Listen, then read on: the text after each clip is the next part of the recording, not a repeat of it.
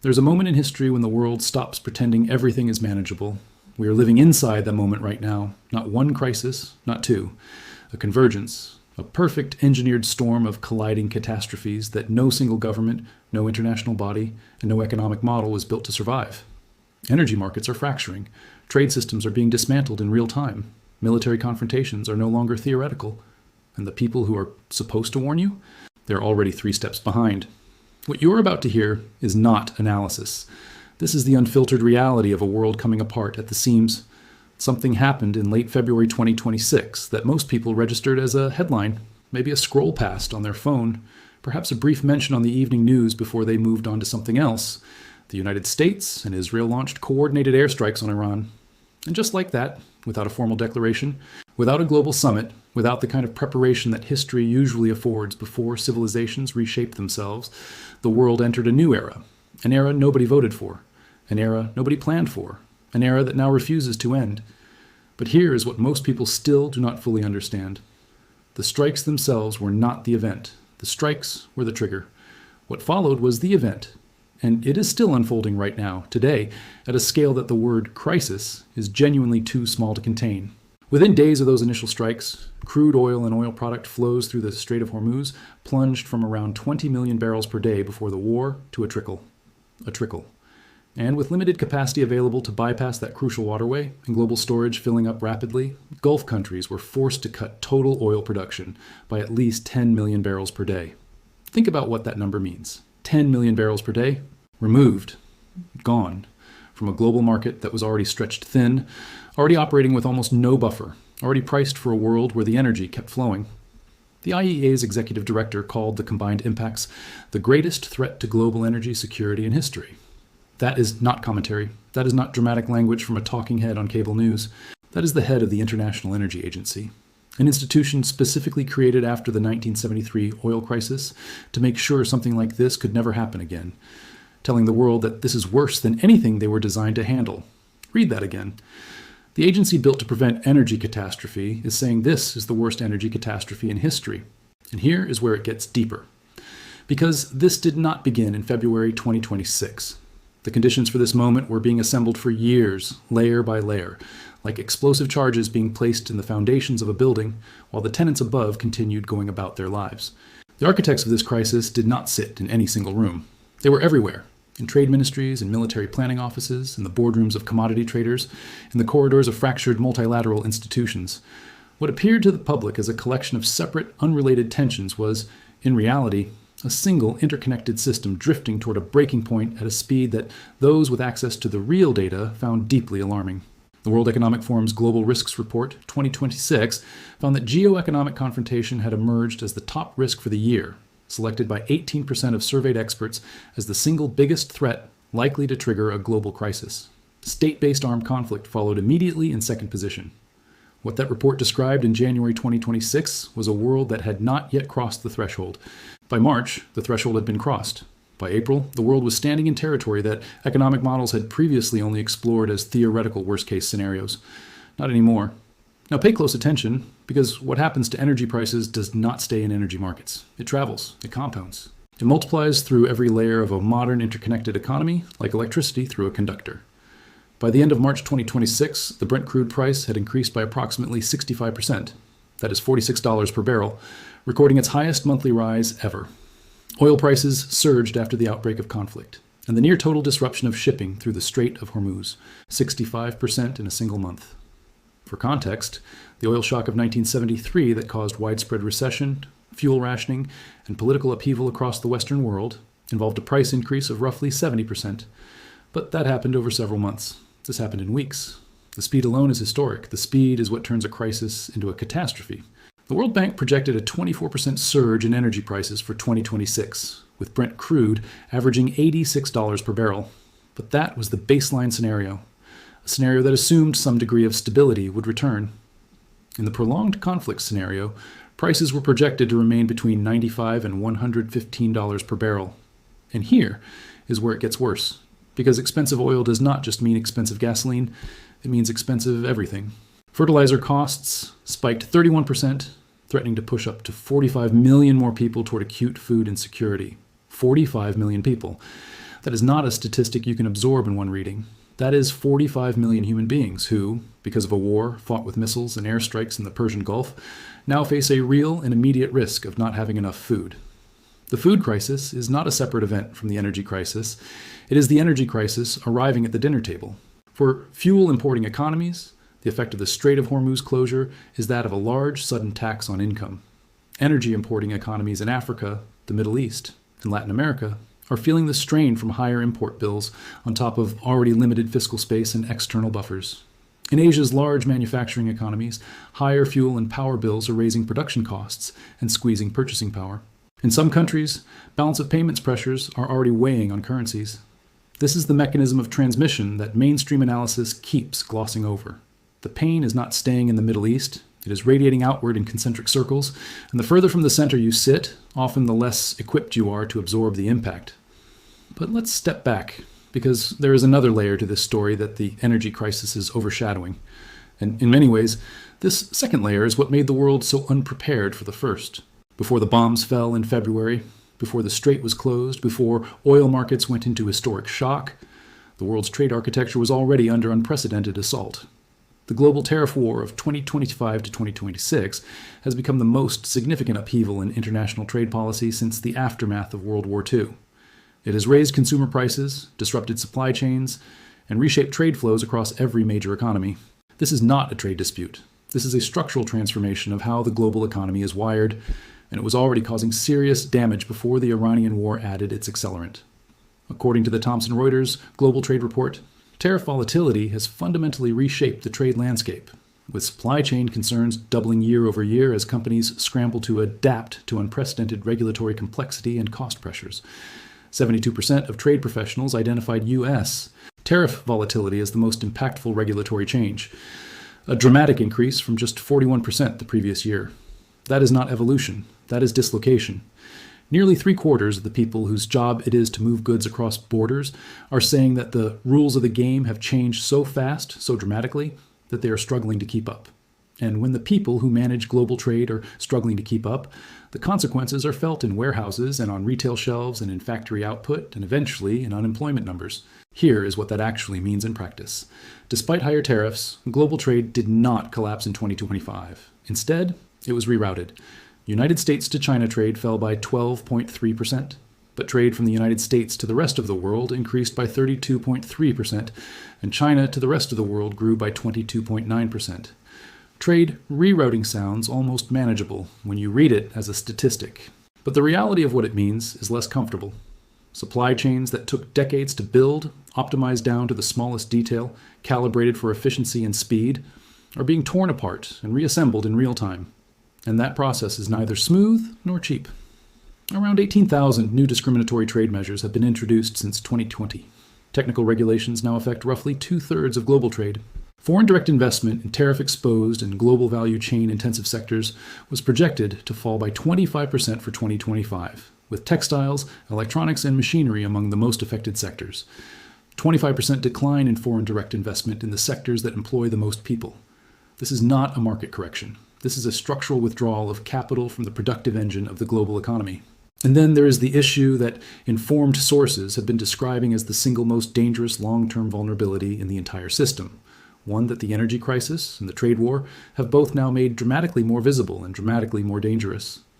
Every sector that depends on advanced chips, which in 2026 encompasses virtually every sector of the modern economy, would face immediate supply disruption if Taiwan's semiconductor production capacity were removed, even temporarily, even partially.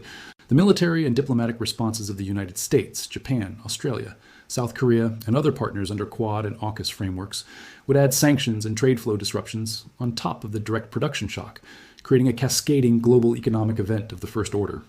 This is the scenario that is not currently happening, but the scenario that the current constellation of crises is making significantly more likely. This is not paranoia. This is strategic logic. When a great power watches its adversaries become distracted, overextended, and economically strained, it recalibrates its calculations about what is possible and what is survivable. The Council on Foreign Relations identified, as one of its highest priority conflict scenarios for 2026, intensified military, economic, and political pressure by China on Taiwan, precipitating a severe cross-strait crisis involving other countries in the region and the United States.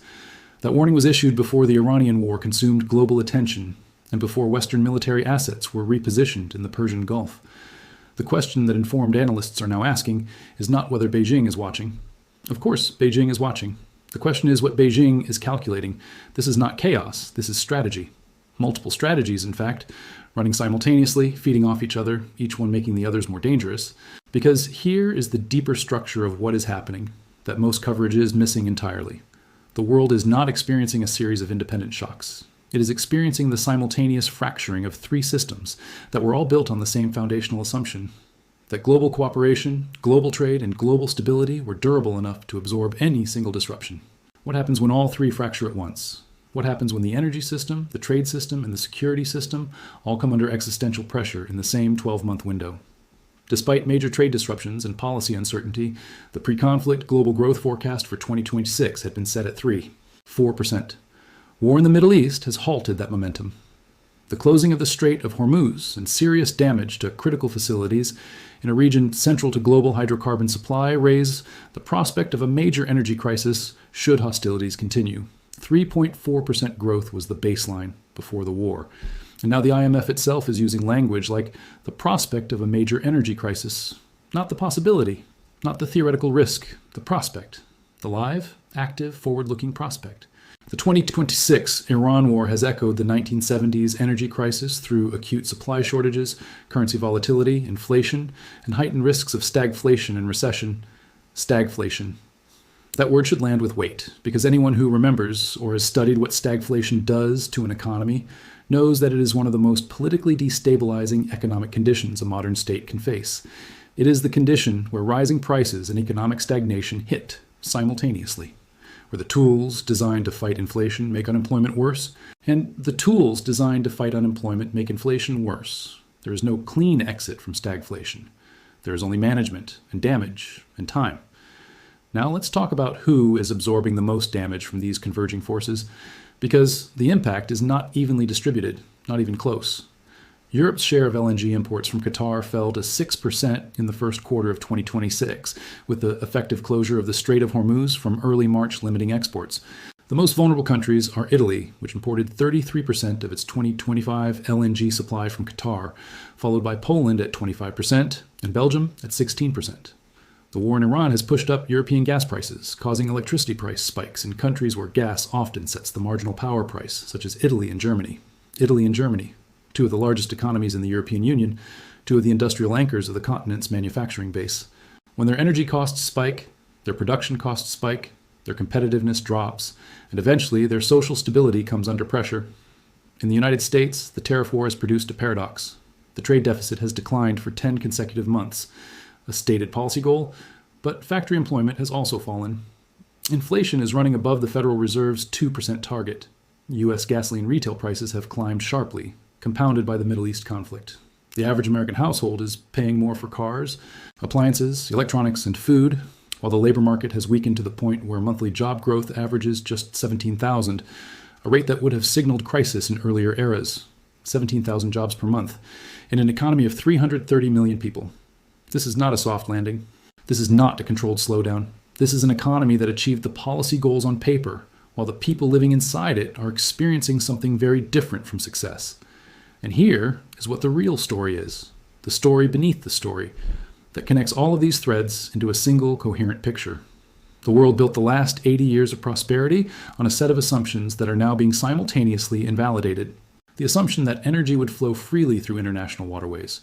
The assumption that trade rules once negotiated would remain stable. The assumption that great powers, however rivalrous, would maintain enough shared interest in global stability to stop short of the actions that would destroy it for everyone. Each of those assumptions is now under active assault.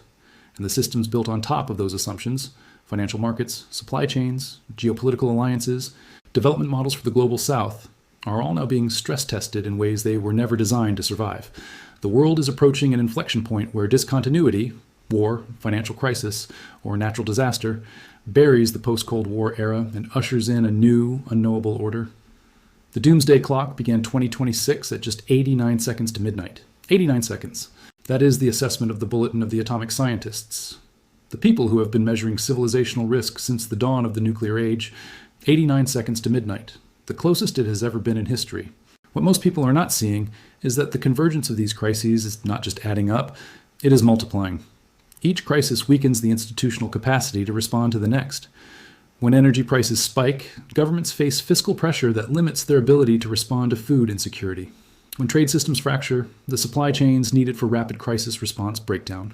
When military conflicts escalate, diplomatic bandwidth gets consumed by the immediate emergency, leaving longer-term vulnerabilities unaddressed. This is not a metaphor. This is the documented, measurable dynamic of how compound crises behave in complex systems. When one disruption to trade flows recedes, another rises in its place, each adding additional complexity. The uneven reopening of the global economy post-pandemic laid bare the vulnerabilities to trade shocks.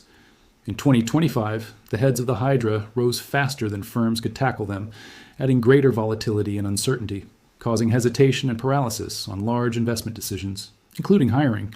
Hesitation and paralysis, these are not economic terms. These are psychological terms describing how human beings and human institutions respond when the environment around them becomes too unpredictable to navigate with confidence. And when decision makers at every level, from global corporations to individual households, enter a state of paralysis, the economy does not simply slow down, it seizes. Half of global experts expect a turbulent or stormy global outlook. Only 1% anticipate calm. 1%. The most informed people on the planet, the analysts and strategists and economists and security experts who spend their professional lives studying global risk, only 1% of them look at the current situation and see calm ahead. What does it tell you when the people paid to look beyond the noise and find the signal are almost unanimously seeing a storm? It tells you that the storm is real. And here's the most important thing to understand about where we stand right now. Even after Iran and the United States announced a ceasefire on April 8, 2026, ship traffic through the Strait of Hormuz remained far below pre-war levels.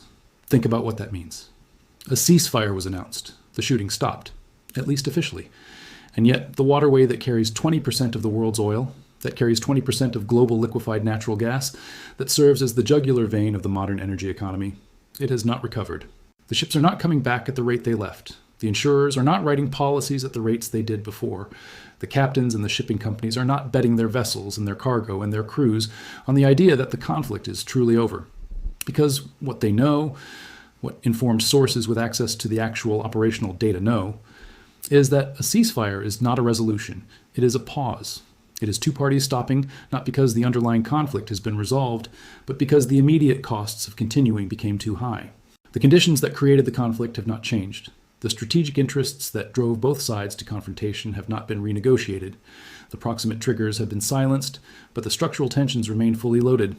Geoeconomic confrontation, the use of economic tools such as tariffs, sanctions, export controls, and investment restrictions as instruments of competition between major powers, was selected by surveyed experts as the single biggest threat in 2026. Tariff escalations and sanction regimes already form part of global geopolitical tensions. With policies that restrict access to rare earths, advanced chips, or clean energy technologies creating ripples across economies. And here is the dimension of this that almost no one is discussing with the seriousness it deserves. The economic weapons being deployed in this new era of competition are not temporary measures. They are structural changes. Tariffs get embedded into supply chain decisions that take years to reverse. Export controls reshape entire industries. Sanctions change investment flows in ways that persist long after the political circumstances that created them have changed. Every economic weapon fired in this conflict leaves a scar on the architecture of global commerce that does not simply heal when the fighting stops.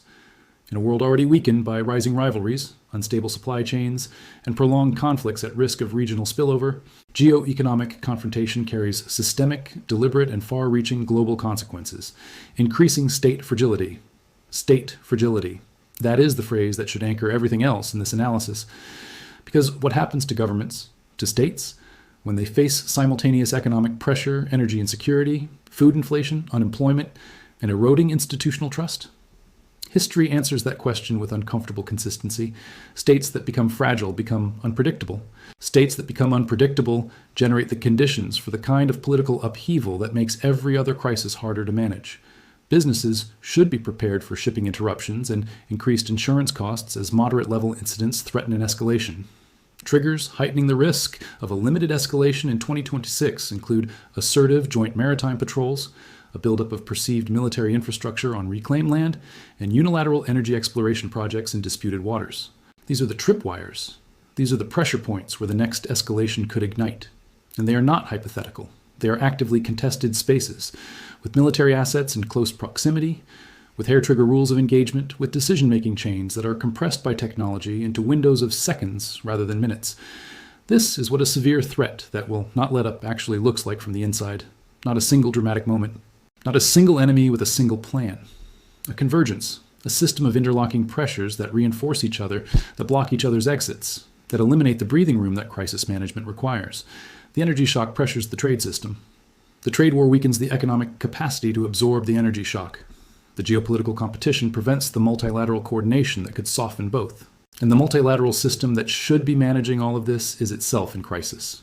Declining trust, diminishing transparency, and respect for the rule of law, along with heightened protectionism, are threatening long-standing international relations, trade and investment, and increasing the propensity for conflict. When it comes to the geopolitical outlook, 68% of respondents expect a multipolar or fragmented order over the next decade. 68%. 2 out of every 3 informed observers of the global system expect the world of the next decade to be fractured, not unified, not led by a stable hegemon or a stable set of norms, but fragmented into competing blocks, competing standards, competing supply chains, competing monetary systems. The world being built in real time is not the world of the last 80 years. It is something new, something for which there is no historical playbook, something whose risks and dynamics are still being discovered as they unfold. And what comes next? That is the question that nobody has a clean answer to, because the variables in play are too numerous and too volatile for confident prediction. What happens if the ceasefire in the Strait of Hormuz breaks down? What happens if the energy price shock persists long enough to tip major economies into stagflation? Simultaneously, what happens if one of the smaller military confrontations identified by the Council on Foreign Relations on the Korean Peninsula, in the South China Sea, on the Russia-NATO frontier, escalates at the same moment the world is already managing the fallout from the Middle East? What happens if the food insecurity now threatening 45 million people generates political instability in the regions most exposed, and that instability produces refugee flows and political radicalization that then feed back into the geopolitical tensions already at boiling point? These are not questions designed to frighten. They are questions designed to force an honest confrontation with what is at stake. Because the one thing that is certain, the one thing that the data, the intelligence, the expert consensus, and the lived reality of people and energy importing economies around the world is already confirming, is this: the severe threat is not receding. It is not being managed back to stability. It is still climbing. The systems that were supposed to catch us are under the most pressure they have ever faced. The institutions built after the last great catastrophe are straining against demands they were never designed to meet. The decision-makers who carry the most responsibility for navigating what comes next are operating in an environment of unprecedented complexity with insufficient information, insufficient tools, and insufficient time. The question is not whether the world will be reshaped by what is happening now. It already is being reshaped. The question is what shape it will take when the reshaping is done. And the honest, unsettling, unavoidable answer, the answer that every serious analyst and strategist and intelligence professional who is looking at this with clear eyes will give you, is that nobody knows.